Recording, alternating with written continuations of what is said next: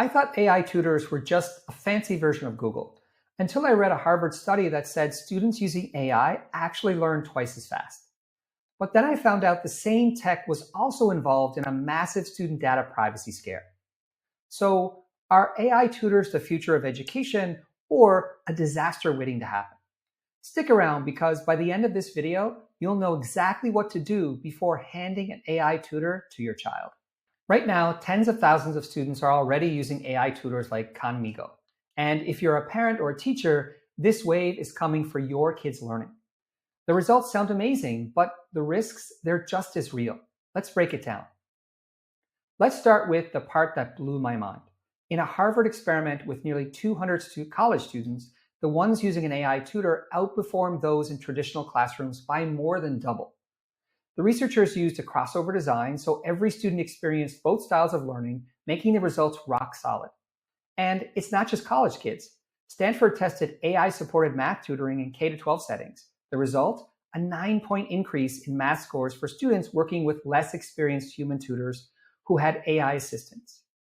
So yeah, the learning gains are real. But here's what most headlines won't tell you. Faster learning doesn't always mean safer learning.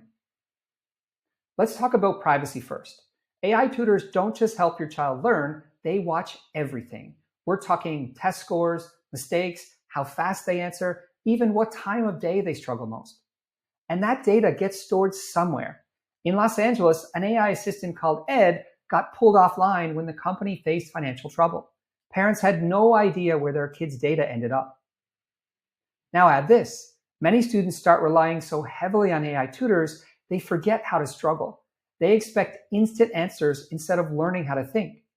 That's not just bad pedagogy, it's a critical thinking crisis. And if you think that's the worst of it, let me show you what happens when AI decides what kind of student your child is. Stanford's research revealed something disturbing. When asked to generate educational content, some AI tutors inserted shocking stereotypes. Asian students shown as math geniuses, Black students depicted as struggling readers, girls less confident in science. This isn't just unfair, it shapes how students see themselves. Worse, these biases are invisible unless you know how to look for them. So the damage happens quietly. And let's not ignore this. Students from lower income families may not even get access to these tools, especially if the best ones are locked behind paywalls. So does that mean we throw the AI out? Not even close. But you do need to be smarter than the system. Here's how to use AI tutors without risking your child's education. Number one, set time limits. 20 to 30-minute sessions max. Number two, teach first, AI second.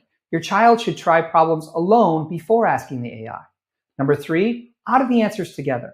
Ask your child, why do you think it gave you that response? Number four, choose tools with clear data privacy policies. If you don't see one, don't use it. And number five, keep humans in the loop. AI tutors are assistants, not replacements.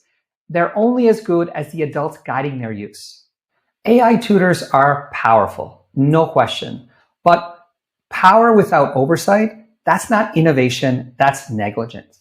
This isn't about fear, it's about informed trust. The future of education isn't AI versus teachers, it's humans and AI working together with you in control.